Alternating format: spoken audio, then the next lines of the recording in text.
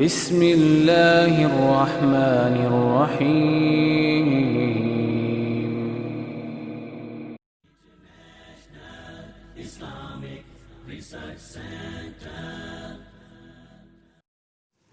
بسم اللہ الرحمن الرحیم الحمدللہ والصلاة والسلام علی رسول اللہ وبعد۔ معزز سامعین کرام، میاں بیوی کے جھگڑے کے کیا اسباب ہیں، کس طرح یہ جھگڑے ختم ہوں اور گھر جنت بن جائیں۔ بہت جگہ سے کمپلینز آتی ہیں کہ گھر میں میاں بیوی کے ہر وقت جھگڑا رہتا ہے، گھر کا سکون ختم ہو گیا ہے۔ تو آئیے کچھ پوائنٹ آپ کے سامنے رکھتا ہوں اللہ کی توفیق سے۔ نمبر 1، اپنا عقیدہ درست کریں، کیونکہ جب تک آپ کا عقیدہ توحید صحیح نہیں ہے اس وقت تک اللہ تعالیٰ راضی نہیں ہے، اور جب اللہ ناراض ہے تو شیطان خوش ہے، پھر وہ میاں بیوی میں وسوسے ڈالتا ہے۔ اپنے گھروں کو شرکیات اور بدعات سے پاک کیجئے۔ گھر میں کسی نے کوئی دھاگا باندھا ہوا ہے، کوئی کڑا پہنا ہوا ہے، امام زامن باندھا ہوا ہے، کوئی تعویذ، ان سب کو نکال پھینکیے۔ یہ تمام ایسی چیزیں ہیں جو جہنم میں لے جانے والی ہیں۔ نمبر 2، گھر کا ماحول اسلامی بنائیں۔ گھروں میں کہیں بھی تصویر نہ لٹکی ہو، کیونکہ جس گھر میں تصویر دیواروں پر لٹکی ہوئی ہے یا ٹیبل پر پڑی ہوئی ہے، رحمت کے فرشتے گھر میں نہیں آتے، اور اگر رحمت کے فرشتے گھر میں نہیں ہوتے اور گھر میں نہیں آتے تو کون آتا ہے پھر؟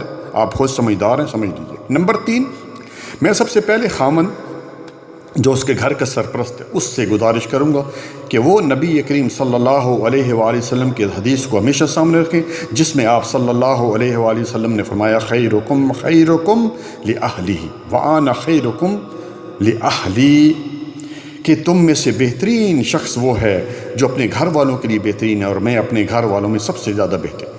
اسی طرح بخاری میں ہے کہ آپ صلی اللہ علیہ وآلہ وسلم نے فرمایا کہ استوصوا بالنساء خیرا، کہ اپنے عورتوں کے ساتھ اچھا سلوک کیجیے۔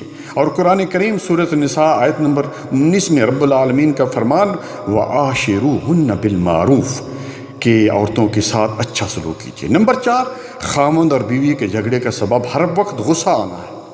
پیارے بھائیو، غصہ جو ہے ایک فطری بات ہے، غصہ آ جاتا ہے، لیکن یہ برتن ادھر کیوں رکھ دیا؟ غصہ آ گیا۔ ہانڈی میں نمک زیادہ ہو گیا، غصہ آ گیا۔ دیر سے چائے بنا کر لائی، غصہ آ گیا۔ تو ایسا غصہ اسلام میں جو ہے وہ حرام ہے۔ غصہ پر دونوں میاں بیوی قابو کریں، اور اس کا بہترین حل میرے بھائیو وہ یہ ہے کہ اگر خامند کو کسی وجہ سے غصہ آ جائے تو بیوی صبر کرے، خاموش رہے، اور اگر بیوی کو غصہ آ جائے تو خامند خاموش رہے۔ ایک قصہ مجھے یاد آئے گا، میاں بیوی کا جھگڑا تھا اور گھر میں ہمیشہ جھگڑا رہتا تھا۔ بیوی بڑی پریشان تھی، کسی نے اس کو مشورہ دیا کہ فلاں عالم کے پاس جاؤ، اس سے مشورہ کرو۔ چنانچہ وہ اس خاتون ہے وہ اس عالم دین یا کوئی بزرگ تھا اس کے پاس گئی اور اس سے عرض کیا کہ اس طرح کا معاملہ ہے۔ تو اس عالم دین نے اس کو قرآن حدیث سے کچھ وظیفہ بتایا، اور پھر یہ کہا کہ یہ کاغذ کا ٹکڑا لے جاؤ، اور جب بھی خامند کو جو ہے وہ غصہ آئے تو وہ جو ہے وہ یا برا بھلا کہے تو یہ کاغذ کا ٹکڑا اپنے دانتوں کے نیچے دبائے رکھنا، کچھ بولنا نہیں اس وقت تک جب تک کہ وہ غصہ کرتا رہے۔ چنانچہ اس نے ایسے ہی کیا، آخر کار جو ہے وہ تھک آ کر خاموش ہو گیا۔ اب خامند یعنی وہ کو پتہ چل گیا کہ یہ تو بیوی جو ہے تو ایسے بولتی نہیں ہے۔ تو دیکھیے آپ، یعنی کوئی چیز نہیں تھی لیکن غصہ ختم ہو گیا، کیونکہ اب بیوی نے آگے سے کچھ بولا نہیں۔ تو پیارے بھائیو، اسے جب بھی سے دونوں میں سے کسی کو غصہ آئے تو ایک خاموش ہو جائے تو غصہ خود بہت ختم ہو جائے گا۔ نمبر 5، خامند کو اللہ تعالیٰ کے لیے، اس خامند کے لیے میں یہ عرض کروں گا کہ اپنی بیوی کو ہر وقت طلاق کی دھمکی اور اسی طرح جو ہے دوسری شادی کی دھمکی نہ دے۔ پیارے بھائی، کئی آدمیوں کی تو یہ عادت ہے، صبح اٹھتے ہی میں دوسری شادی کر لوں گا، میں تجھے طلاق دے دوں گا۔ کیوں بھائی؟ تم نے دوسری شادی کرنی کرو بھائی، تمہیں کون منع کرتے؟ دوسری شادی اس نے کرنی نہیں ہے، نہ طلاق دینی ہے، لیکن بیوی کو ٹارچر کرنے کے لیے، ہر وقت اذیت پہنچانے کے لیے یہ اسے کہا جاتا ہے۔ پیارے بھائی، یہ جو ہے یہ خامند کا یہ حق نہیں ہے کہ ہر وقت اس کو یہ ان چیزوں کا تانا دیتے رہے۔ یہ عورت کے لیے بہت بڑا صدمے کی بات ہے۔ نمبر 6، یہ بات یاد رکھی کہ خامند پر بیوی اور بچوں کے خرچ کی ذمہ داری اسلام میں ہے۔ اور آپ صلی اللہ علیہ وسلم نے بھی کیا فرمایا؟ سب سے بہترین مال جو خرچ آدمی کرتا ہے وہ اپنی بیوی بچوں پر خرچ کرتا ہے۔ نمبر 7، یہی بات میں بیوی کے لیے کرتا ہوں کہ جب کبھی خامند کی نوکری ختم ہو جائے، یعنی کہیں دہاڑی نہیں بھی لگتی، تو اللہ کے لیے صبر کرو میری بہن، اور اپنے خامند کا ساتھ دو کہ جس نے اسے جو ہے وہ اتنے سال کما کر کھلایا، آج اگر اس کی جاب چلی گئی ہے یا ریٹائر ہو گیا ہے تو صبر و شکر سے زندگی گزارے، گھر کا خرچہ کم کر دے۔ اور اس حدیث کو بھی تو سامنے رکھے جس میں کائنات کے امام جناب محمد رسول اللہ صلی اللہ علیہ وآلہ وسلم نے فرمایا کہ میں نے جہنم میں زیادہ تر عورتوں کی تعداد دیکھی ہے۔ کسی عورت نے پوچھ لیا اللہ کے رسول کیا وجہ ہے، کیوں؟ تو آپ صلی اللہ علیہ وآلہ وسلم نے کیا فرمایا کہ عورتیں جو ہیں خامند کی ناشکری کرتی ہیں۔ مطلب کیا کہ ایک خامند 25 یا 30 سال یا اس سے کم زیادہ جو ہے پورا دن رات کام کر کے اسے کھلاتا پلاتا ہے، اب کسی وجہ سے اس کی جاب چلی گئی یا ریٹائرمنٹ کا وقت آ گیا تو یہ میڈم صاحبہ جو ہیں 1 منٹ میں یہ کہہ دیتی کہ جب سے اس گھر میں بیاہ کر آئی ہوں سکھ کا سانس ہی نہیں دیا، انا للہ و انا الیہ راجعون۔ نمبر 8، بیوی پر ظلم کرنا۔ پیارے بھائی، وہ خاتون جو سب کچھ چھوڑ کے صرف آپ کے لیے آپ کے گھر میں آ گئی ہے، اس کو مارنا یہ کسی طرح بھی جائز نہیں، بلکہ آپ صلی اللہ علیہ وآلہ وسلم نے تو دنیا سے جاتے وقت جو آخری وصیت کی تھی اس میں کیا کہا تھا کہ اپنی عورتوں کے ساتھ اچھا سلوک کرنا، اور کائنات کے رب کا فرمان بھی ہے جیسے کہ میں نے شروع میں کہا ہے کہ وَعَاشِرُوهُنَّ بِالْمَعْرُوفِ، کہ ان عورتوں کے ساتھ اچھا سلوک کرو۔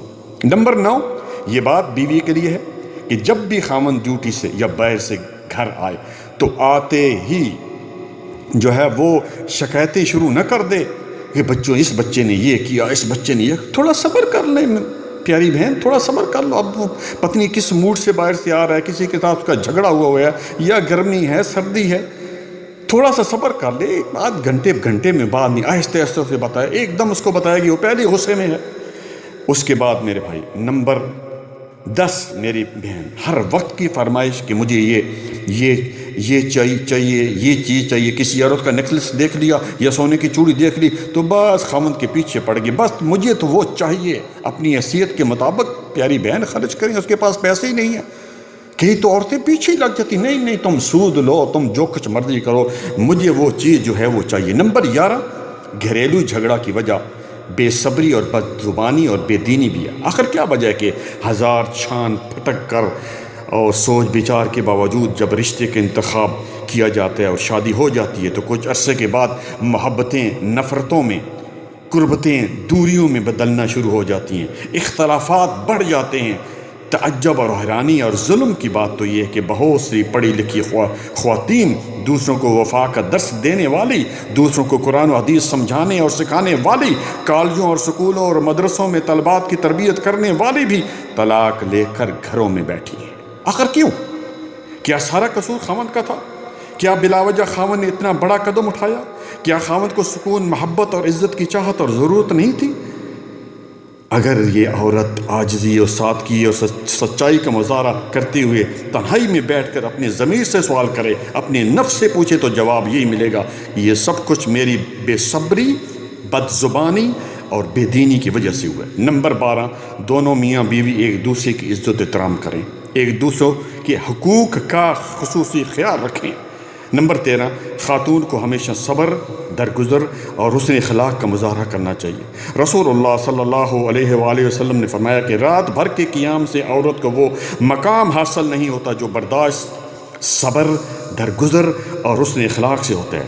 اس لیے عورت لاکھ نیکیاں کرے، عبادت کی لذت اور ایمان کی چاشنی، وہ مٹھاس اس وقت تک حاصل نہیں کر سکتی جب تک وہ اپنے شوہر کی فرمانبرداری کرتے ہوئے اس کی حقوق ادا نہ کرے۔ معزز سامعین کرام، باتیں گرچہ بہت زیادہ ہیں اور اس کے لیے کئی گھنٹے چاہیے، لیکن وقت اجازت نہیں دیتا۔ میں اسی پر اکتفا کرتا ہوں اور آخری بات دونوں میاں بیوی کے لیے کرتا ہوں کہ سب سے پہلی چیز عقیدے کے بعد، توحید کے بعد نماز کا وقت ہو جائے، خامند اللہ کے لیے مسجد میں جائے نماز پڑھے اور بیوی جو ہے گھر میں نماز پڑھے، تاخیر نہ کرے اور بچوں کو بھی نماز کا حکم دے۔ اسی طرح قرآن کریم کا کم از کم ایک صفحہ جو ہے جس پر 2 یا 3 منٹ لگتے ہیں ہر روز پڑھا جائے۔ اسی طرح صبح اور شام کے اذکار کا خصوصی اہتمام کیا جائے. اسی طرح صدقہ اور خیرات کا بھی ہر روز کچھ نہ کچھ صدقہ خیرات دینا چاہیے.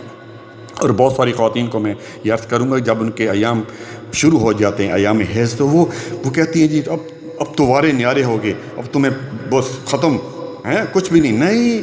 قرآن کریم کو صرف ہاتھ میں لے کر نہیں پڑھ سکتی بلکہ اس میں آپ دل میں پڑھیں, آپ صبح و شام کے اذکار کریں, آپ نبی صلی اللہ علیہ وسلم پر درود بھیجیں.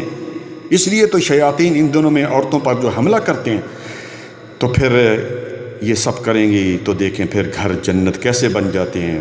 ھذا ما عندی واللہ عالم بالصواب. ربنا تقبل منا انک انت السمیع العلیم وتب علینا انک انت التواب الرحیم. سبحان ربک رب العزۃ عما یصفون والسلام علی المرسلین والحمد للہ رب العالمین. جزاکم اللہ خیرا بارک اللہ فیک.